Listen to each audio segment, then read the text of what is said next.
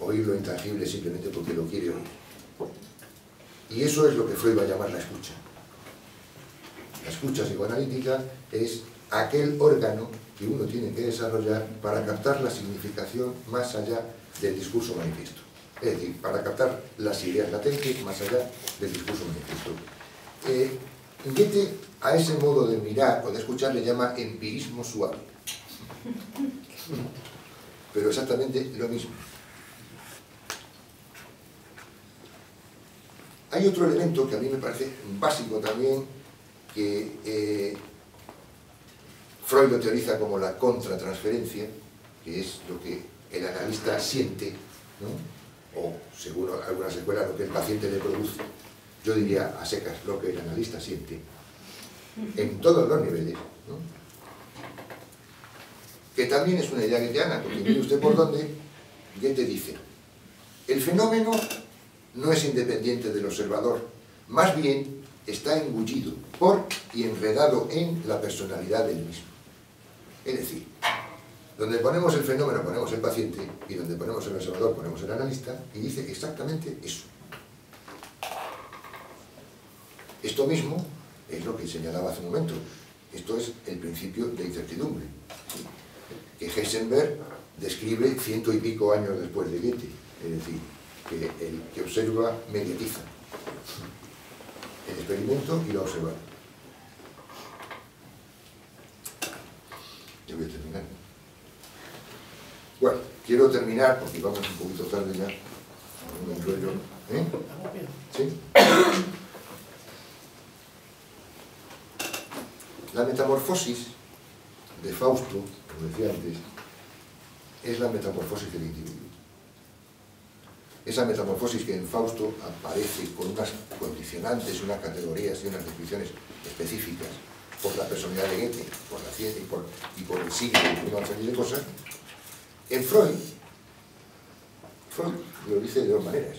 Freud dice: la metamorfosis del hombre, del ser humano, es, en la primera tópica, cuando decimos tópica es una descripción de lugares, es cuando él describe inconsciente, preconsciente y consciente, él dice, no lo dice así, lo digo yo: la metamorfosis del individuo consiste en hacer consciente lo inconsciente. En la segunda tópica, ello, yo, super yo, él dice: donde ello era, yo debo advenir. A mí, desde mi punto de vista, la segunda tópica es esta expresión es muchísimo más cercana a lo que significa, pues claro, no en balde han pasado 20 años o más, a lo que significa esta metamorfosis del individuo. Donde aquello donde yo no estaba, debo advenir yo. Debo hacer mi vida mía, debo capturar mi vida, debo aprender. Este dictamen, ¿no?, freudiano, está muy conectado con lo que se llamaba en el siglo XVIII y sobre todo en el XVIII y primero del XIX, que estaban muy de moda, que eran las Bildungsroman, las novelas de aprendizaje. Goethe tiene una muy conocida que es Los años de aprendizaje de Wilhelm Meister, ¿no? Y las novelas de aprendizaje eran exactamente eso, la metamorfosis de un individuo a través de una serie de acontecimientos, por eso se llaman novelas de aprendizaje, ¿no? Y en ese sentido, podríamos decir que un proceso psicoanalítico, un tratamiento psicoanalítico es una Bildungsroman para el que la hace, es decir, es una novela de aprendizaje, es un proceso de transmutación. Eso es lo que llaman la cura, ¿no? Es decir, es un proceso de transmutación.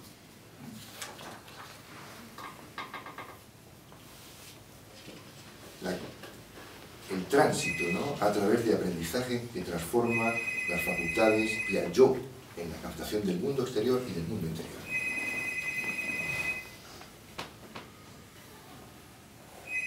Tanto Goethe como Freud han buscado, desde mi punto de vista, han intentado buscar un lugar para el hombre dentro de la ciencia al uso, ¿no?, de la ciencia mecanicista, de la ciencia empírica, de la ciencia matemática, ¿no?, de toda esta ciencia que todavía hoy tiene tanto peso en la mirada al mundo.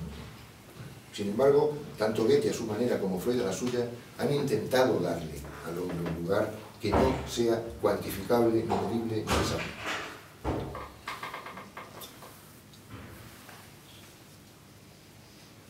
¿Cómo? Yo creo que fundamentalmente a través de poner en movimiento algo que es estático. Y que además, una vez que se pone algo en movimiento, nunca ceja de estar en movimiento. Eso me parece importante como de visión de futuro. Freud dice, para medio terminar, en esta frase anterior que leí al principio, hay otra parte que no os leí, que es esta. Y dice, le dice a Papini: yo no he hecho otra cosa que forzar a mis pacientes a obrar como Goethe, en Poesía y Verdad. Se refiere a Poesía y Verdad, que es una autobiografía de Goethe. Y sigue diciendo, la confesión es la liberación. Por supuesto se está refiriendo no a la confesión eclesiástica, se está refiriendo a la introspección, a la confesión reflexiva. La confesión es la liberación, y tal es la cura psicoanalítica.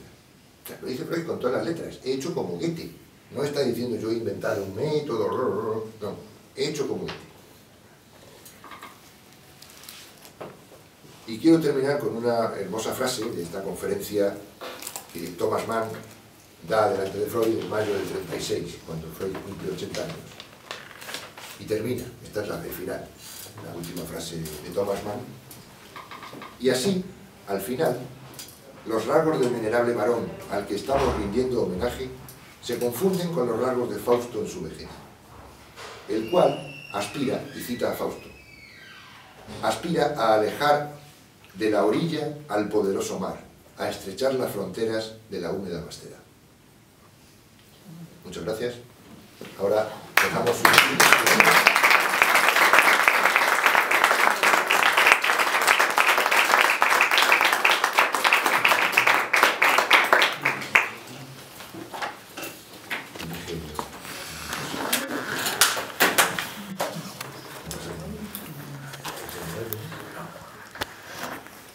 Bueno, si queréis... Tenemos 20 minutos de coloquio.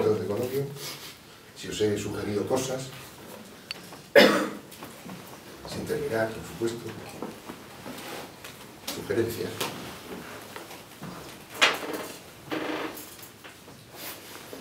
A mí se me ocurre para romper el libro una tontería que te parece a ti, ¿no? Si hacemos un parafraseo de allí, hacer consciente o inconsciente, primer asunto, segundo paso, allí donde yo estaba, debe venir yo. ¿No había una posibilidad, una tercera? ¿No había qué? No. Posibilidad de una tercera. Un tercer enunciado allí donde, en esos juegos que hacíamos entre yo y ego, allí donde está yo, sí. debe venir ego, por ejemplo. No, al revés. Donde yo estaba ego, cambiando yo por ego. Claro. Como si se necesitara una tercera vuelta de tuerca, ¿no? Porque ese es un yo muy estructural, muy psíquico todavía. Lo que pasa, no, eso que dices es cierto, se podría introducir una tercera y una cuarta y una quinta y una sexta, porque de aquí a 1000 años vaya a saber, ¿no? Pero es cierto lo que dices en un aspecto, pero si tomamos la frase de Freud, donde ello era yo debo venir, sin darle ninguna connotación de yo más estructurado, yo de la conciencia, sino simplemente donde aquello que no era yo, donde aquello que no era mi yoidad, donde aquello aquello en lo que yo no he tomado posesión, ¿no? Era yo debo hacerlo, yo debo tomar posesión, yo debo... De hecho, hay una frase de Goethe que no sé si la voy a decir bien, que lo que heredaste de tu padre y de tu madre, hazlo tuyo, poséelo para que, no me acuerdo cómo es, para que sea tuyo, ¿no? Es decir, toma posesión, no es una cosa que te regala, tienes tú que tomar posesión, tienes tú que estar ahí, ¿no? Yo lo entiendo más desde ahí. Probablemente lo que tú dices es cierto, si lo tomamos desde el punto de vista de un hecho psicoanalítico, un yo funcional, podemos decir, bueno, donde ese yo terrenal, ego, existía, debe de venir el yo superior. Estoy de acuerdo. Pero yo lo tomaría más, como lo he dicho en la primera intervención, que me parece más amplio, más genérico, ¿no? Más que habla de lo que el ser humano como tal debe transmutar dentro de sí para poder adquirir, para poder poseer. Una pregunta, Juanjo. Con esto que decías de Goethe, de observar la naturaleza en su totalidad o la planta y las influencias, no me ves. Déjame, hermano. Sobre eso. Ya tenemos muy vista. Ya me tenéis muy vista. Me estaba preguntando por qué se puso detrás del diván este hombre. si tenía que observar con un nuevo órgano la totalidad, y era tan goetheano en ese sentido.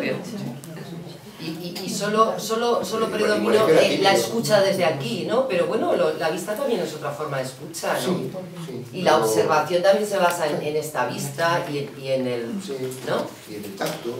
No, digo por curiosidad, ¿tú qué piensas? Desde tu No, pensamiento, yo creo que Freud era por ahí. básicamente un tímido. ¿Eh? Un tímido. Se puso ahí porque se sentía más seguro, pero lo dice él, no lo digo yo. Él se pone detrás del diván porque él se sentía bien ahí, pero nunca dijo que hay que ponerse detrás del diván. Eso lo hacemos todos porque, primero por imitación y después porque se puede teorizar, pero todo se puede teorizar. Yo particularmente me siento igual de bien detrás del diván que con el paciente cara a cara, pero bueno, eso también se adquiere con los años, ¿no? Claro. Sí. Pero en principio yo te diría, hombre, la escucha no es la oreja. Claro, La escucha es como uno dota de significación. Esa es la escucha, ¿no? Y la escucha la puedes hacer con la vista, puedes hacer, pero según lo que sí. No. Básicamente, la escucha tiene que ver con la activación del pensar. Y es el pensar activado desde lo que llamaba Goethe la intuición lógica. Que es donde se producen los saltos cualitativos reales. Es decir, cuando uno crea un nuevo espacio, una intuición lógica, ahí aparece el cambio, en todos los registros, tanto en la ciencia concreta como cuando uno hace una intervención en el tratamiento porque escuchó. Eso es una... No confundamos la escucha con la oreja, es otra cosa. Sí, eso es muy importante lo que dices, porque como en todo proceso, en los conceptos de espiritualidad, aparece una doctrina que banaliza, que adoctrina sobre una técnica que distorsiona el fenómeno, porque entonces si uno hace